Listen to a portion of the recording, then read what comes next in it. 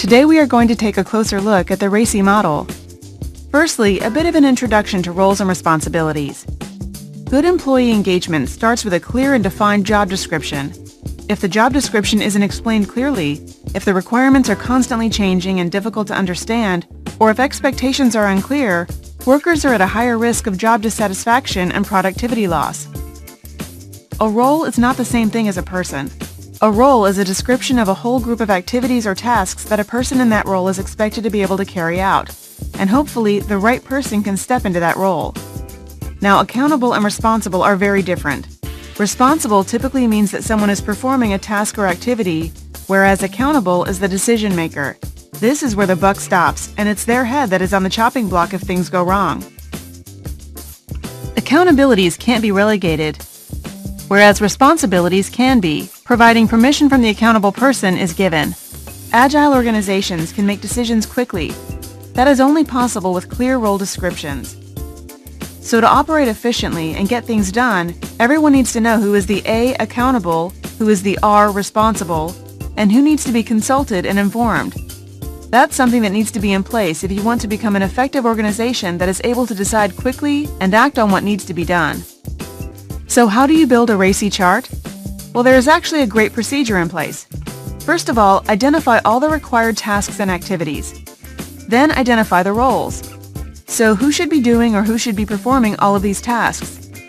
Then assign the RACI codes, who will be responsible, accountable, consulted, and who will be informed. Of course, this is a collaborative process. Then identify where the gaps or overlaps are. You can only have one A per task. Maybe you don't have any R's for a task, or too many R's, C's, and I's, meaning so many people are involved that the task may never be completed. So make your improvements as a team and get agreement. Again, going through a collaborative process. And then finally, you want to make sure the roles are following the responsibilities or the roles are performing the tasks they're responsible, accountable, and so on for. Then ensure the RACI is being followed. That's how you build a RACI chart. An analysis you should perform on your RACI chart is to see if we have more than one A, more than one person accountable.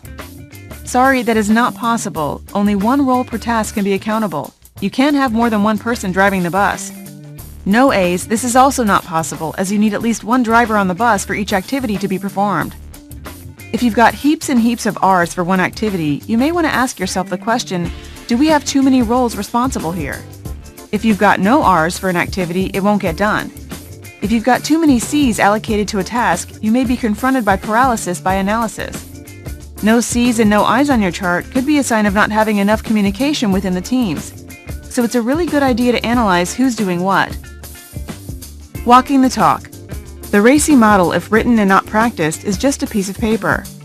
RACI creates efficiencies when used, and organizations the size of Tesco in the UK, with over 500,000 employees, have used RACI to assist all staff in understanding their role in a very large organization.